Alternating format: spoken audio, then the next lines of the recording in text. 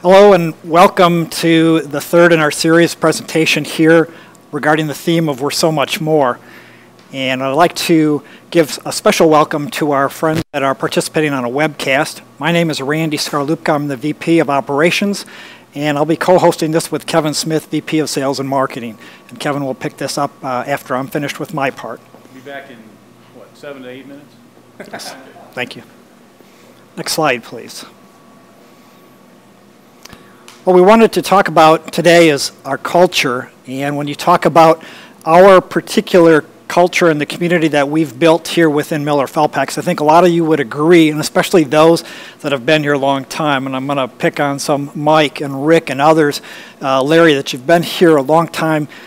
You know when you have a culture change in a particular company and what that means for the company, and you can feel that. And we've been in companies, we've all been in companies where a culture just happens by accident. It's a culmination of just different things that are happening and stuff on there. And then there are cultures that come around by design. And what you are experiencing and what you have here today in Miller Felpax is, again, one by design.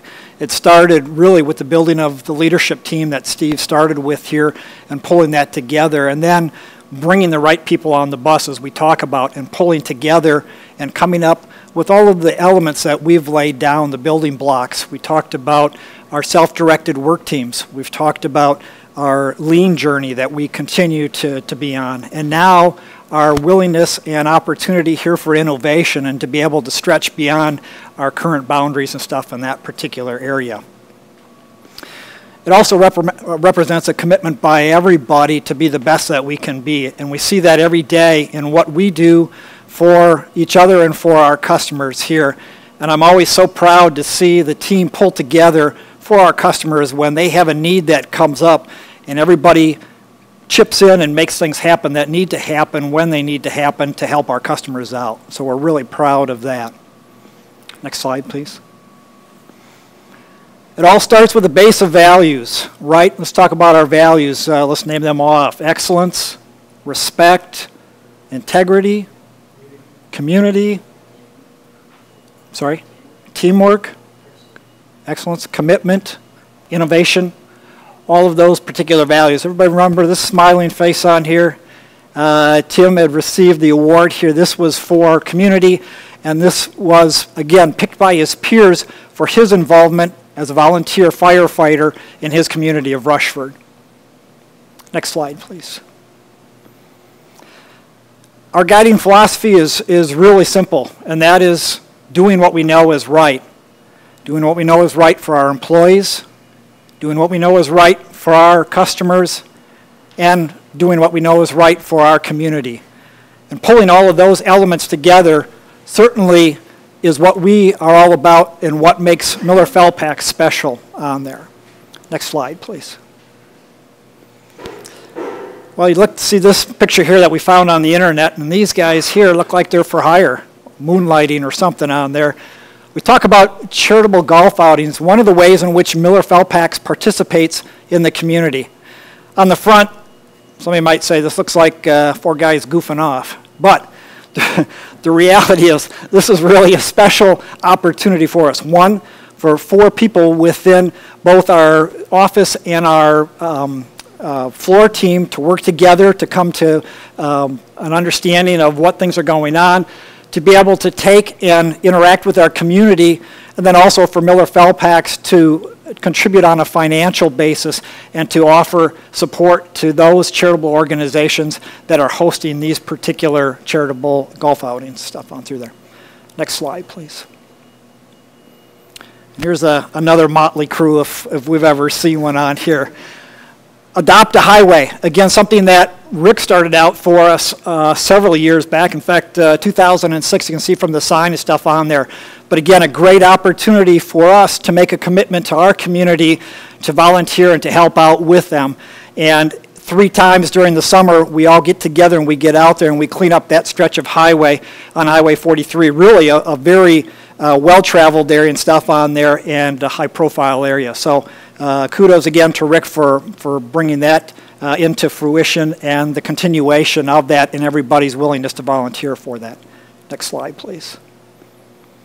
For those of us that live in Winona and stuff, wow, what a great community. I mean, if you think of all of the different things that really make this community special, we talk about the manufacturing and the diversity. For towns of this size, it's not uncommon to have a one-horse kind of company, a large company that really, if you will, owns the town, because whatever they do dictates how the town itself is going to survive, or its economic nature. Winona is special in that we have so many different manufacturers and stuff in there, and it really brings stability to our economic environment. We talked about our university and technical schools. 2 universities, Winona State University and St. Mary's University, as well as Southeast Minnesota Technical, and all of that it brings to it. I know you can tell when school starts up in the fall, just the vibrancy that this town has. I mean, just walking into Old Walmart on those days, you can see all the excitement and stuff that brings into our community. Comfort of our healthcare providers.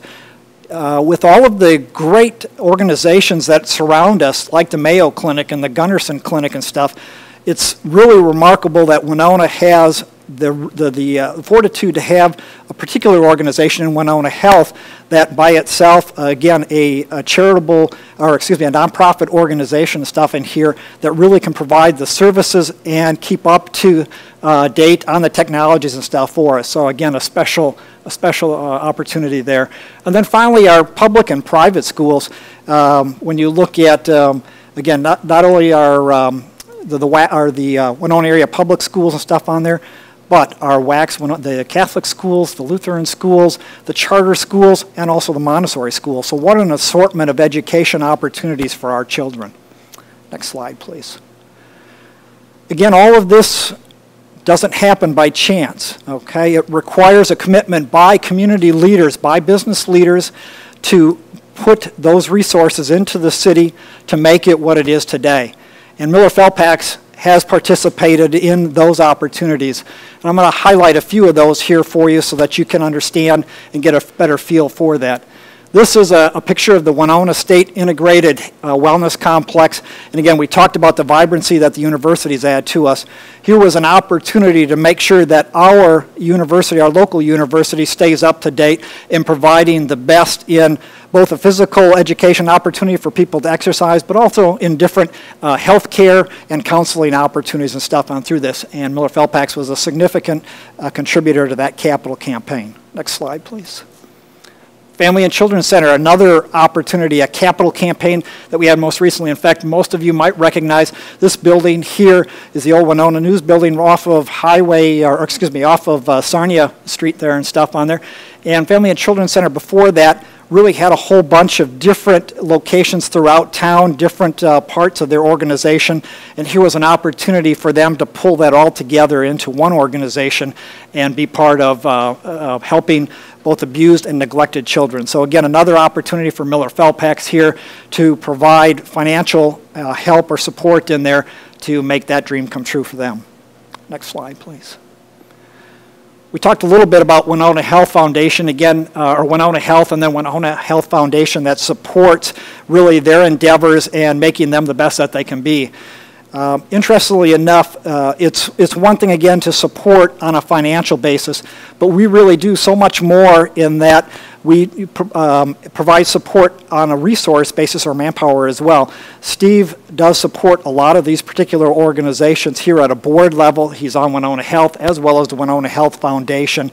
I've participated actually in different lean events with Winona Health, sharing some of the things that we've learned over here. And again, a great opportunity to share all of our experiences with that and make or elevate that organization to make it the best that it can be.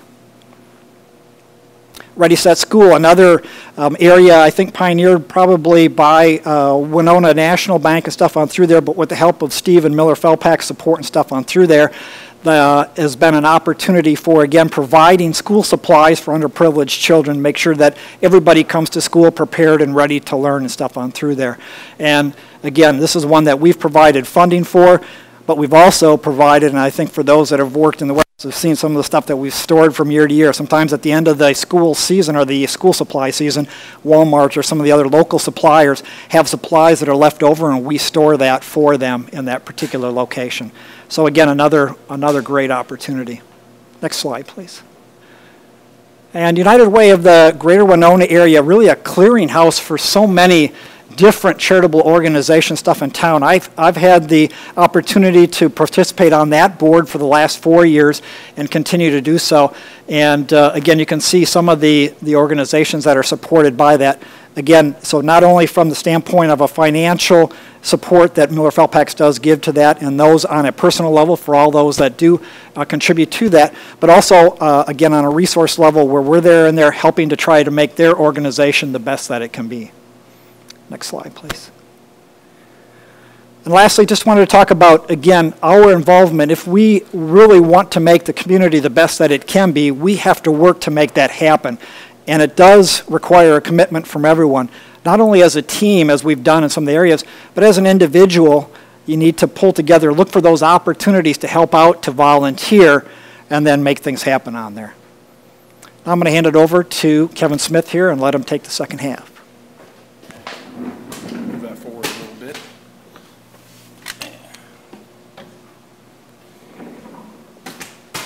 Your water. We got a little bit of prop action going on here. Yeah. Unlike Randy, I need to have a little cheat sheet every now and then, and that's what I had here. And he put his water in here to sabotage me a little bit. Anyway, again, I'm Kevin Smith. I've met a lot of you here, but not everybody here. I don't get a chance to come up here as much as I would like to. If you can come to my slides, that would be great. There we go.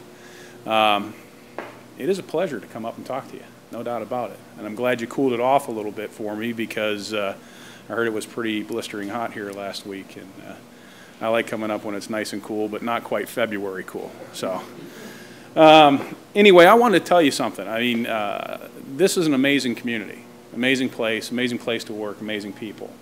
And I want to let you know that even with the theme of we're so much more, you're not just a local community, you're also part of the railroad community. And that's a big community. It spans the globe. It's what built most of the towns in the world as societies came on board. If you look at the picture to the right here a little bit, or my right, but I guess your left, this is just a slide of Norfolk Southern's look at their heritage. And hello, come on in.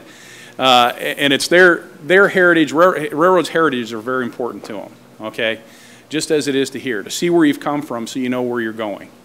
And what they have is they've took the time and the effort and the money to paint, I don't know exactly how many locomotives are there, but those are all locomotives around that roundhouse, their history. These are made up of all the railroads that make up Norfolk Southern, okay? So it's kind of just a chance for you to see that here's where they've come from. They like to see their history as well as ours. And you know what? Every single one of those locomotives there has Miller Felpax products on it. So you are part of the railroad community. If you can hit me with the next one. Last week, Eric talked a little bit about, how do we get the message out, right? We're doing a great job in the local community with all the things that Randy talked about. We participate through many committees and opportunities here. One of them is the Locomotive Maintenance Officers Association. And what that is a group of railroad suppliers and customers together working on industry problems, looking for solutions, innovative solutions, the things that we need to be a part of. And we have a couple of folks. We're on the New Technologies Committee. We're on the Materials Committee.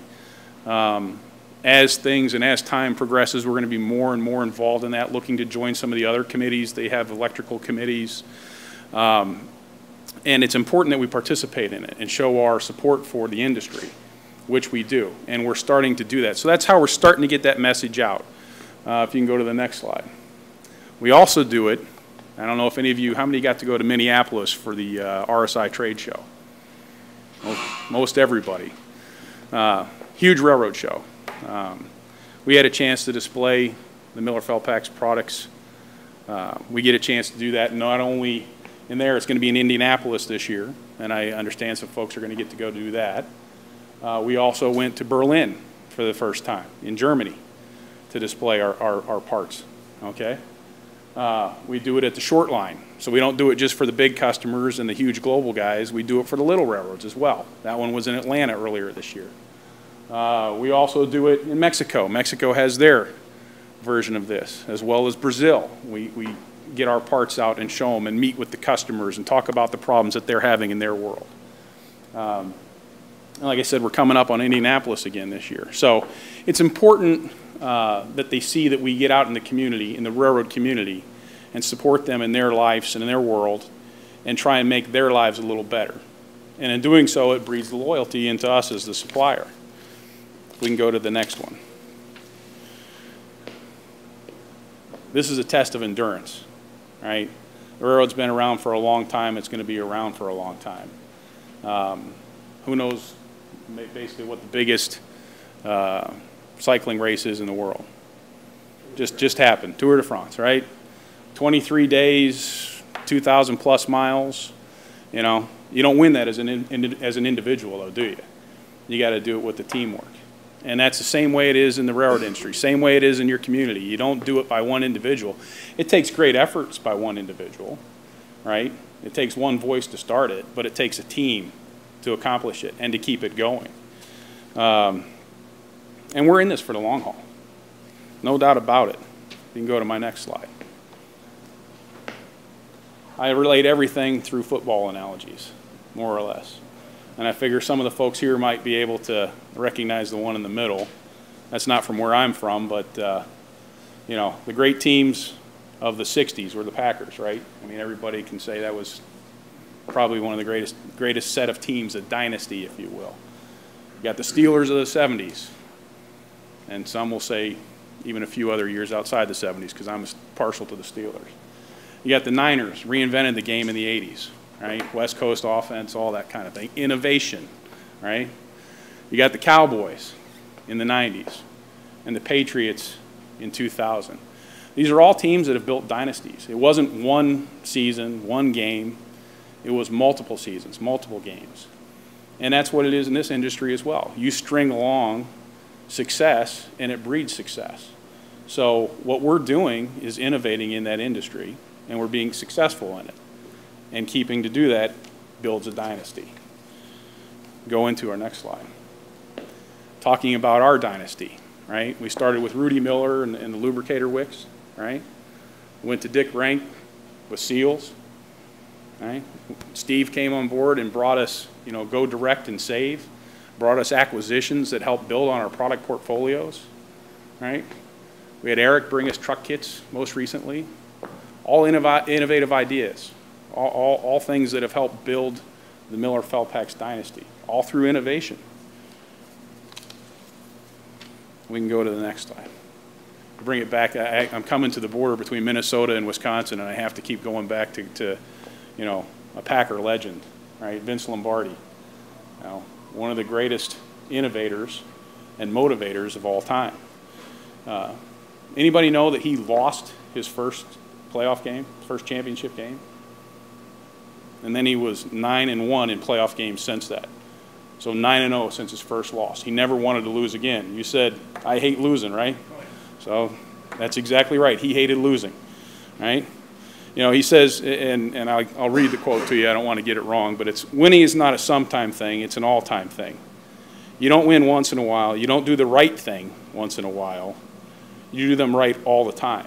Winning is a habit, right? Innovation is going to be a habit for us. You don't necessarily know that already, but it is already a habit for us. You look at our dynasty that we built and are continuing to build. You know, he also said perfection. Nobody's perfect, right? But we can chase perfection. And perhaps in chasing perfection, we're going to catch excellence. And that's what we're trying to do, strive to do that, all through innovation. So I appreciate everybody's time in talking with you today. Again, I love coming up here. I see some wonderful things going on, and I appreciate it, and thank you all very much.